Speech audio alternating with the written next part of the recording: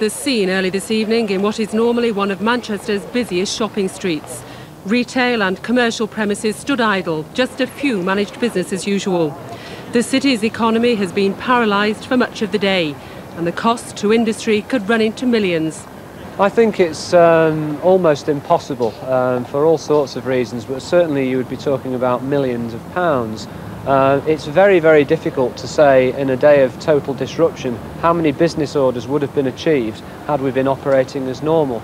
But I think the effect of something like this, where a city is effectively shut down for several hours and traffic can't get in and out and telephones are jammed up, as I say, it's almost incalculable.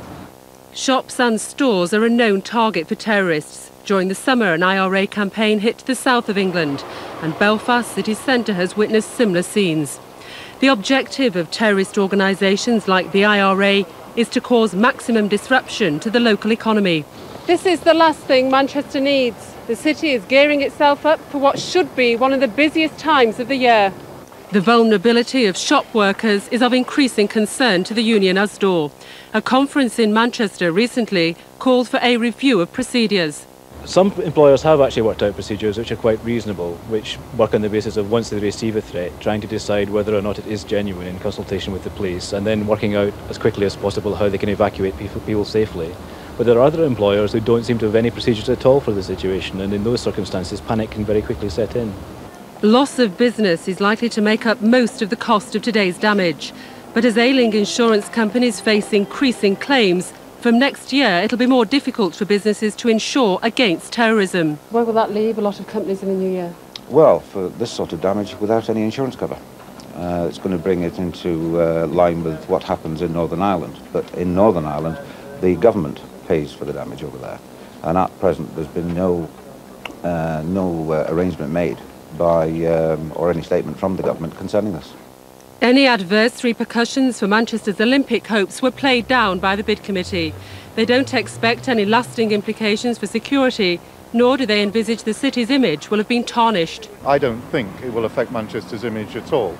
It's a disaster. It's done by wretched and dreadful people, and it has damaged people and buildings. But I don't think it damages Manchester's image at all, because it's really what people think about are the evil people who did it.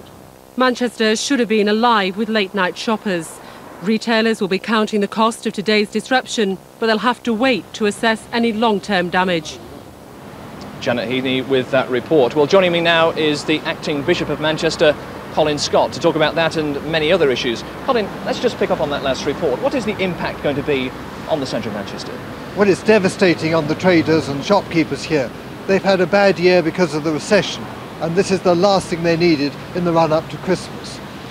It now seems confirmed that the IRA carried out this campaign. The anti-terrorist squad commander is saying that. What's your reaction to Manchester being targeted in this way? The same as to anybody being targeted. It's a cruel and a heartless thing to do.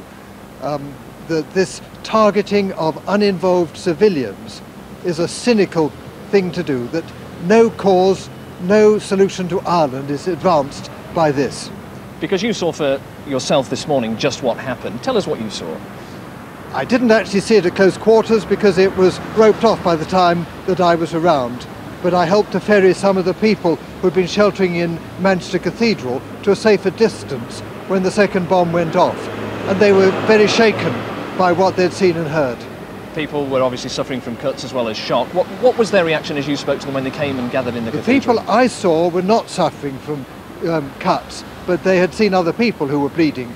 Obviously broken glass was responsible for quite a few of the injuries. And you had several people at one point in the cathedral sort of sheltering away from the possible danger zone? Many hundreds were sheltering in the cathedral. The staff of our own diocesan office, who had been moved out after the first bomb blast, were there, but so were all the staff of Marks and Spencer's opposite and of various other offices. And of course it leaves that feeling of dread that it might happen again. Certainly. But I hope that won't discourage people from continuing to trade in Manchester. The last thing we want to do is to give in to this kind of threat of violence. Colin Scott, the acting Bishop of Manchester, thank you very much indeed for joining us. The police have issued a phone number for anyone worried about friends or relatives.